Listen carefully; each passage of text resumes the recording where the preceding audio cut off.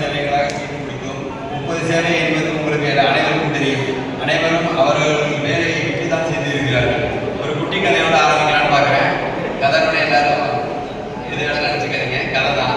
நம்ம எல்லாருமே வந்து வேப்ப மரமாக இருக்க ஆசைப்படுவோமா இல்லை மாமரமாக இருக்க ஆசைப்படுவோமா? எல்லாருமே மாமரமாக இருக்க தானே ஆசைப்படுவோம். ஏன் அதான் இனிப்பா இருக்கும். எதுக்குன்னு கேட்டுக்கிட்டீங்கன்னா, இந்த கதை வந்து நம்ம எல்லாருமே நம்மளோட இயல்பை பார்த்துக்கணும். மாமரத்தோட வேலையை தான் செய்யணும். அது போய் வேப்ப மரத்தோட வேலை செய்யணும்னு நினைக்க கண்டிப்பாக முடியாது.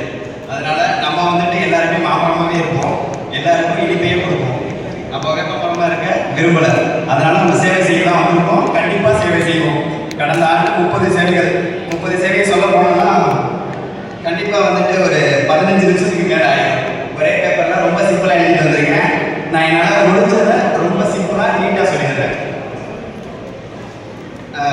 கடந்த வருடம் 22/6/12 வந்துச்சு. 32 அதுவும் 10/12 வகுப்பு ஆண்கள் பெண்கள் மேல்நிலைப் பள்ளிக்கு உதவித்தொகை வழங்கணும். அதே நேரத்தில் வந்துட்டு ப்ளூ ஓஷன் மாற்றுத்திறனாளிகளுக்கு 50,000 வழங்கப்பட்டது. 1/7 தேசிய மருத்துவ தினம் கொண்டாடப்பட்டோம். 3/4 ஜூலை மாதம் கேரளா பிஎஸ்டி ஸ்கூலிங் அட்டன் பண்ணோம். சிறப்பாக இருந்துச்சு. அந்த ஸ்கூலிங்கில் வந்து பார்த்துக்கிட்டிங்கன்னா நிறைய விஷயங்கள் சொல்லிக் கொடுத்தாங்க. சேவைனா என்ன, நம்ம என்னென்ன செய்யணும். ஏன்னா என் வயசில் வந்துட்டு எனக்கு சேவைனா என்னன்னு தெரியாது.